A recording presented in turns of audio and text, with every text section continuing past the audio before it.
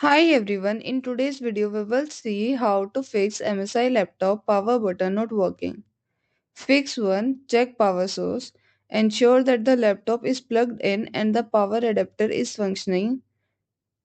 Fix 2. Remove the external devices. Disconnect all the USB drives, external monitor to rule out any conflict. Fix 3. Perform a hard reset. Unplug the AC adapter. Press and hold the power button for about 30 seconds until your laptop turns off. Then press the power button again to turn it on. Fix 4. Reset BOIS. If you can access the BOIS, load the optimized default. This can sometimes resolve the issue caused by the incorrect settings. Thank you for watching. Like this video and subscribe to our channel.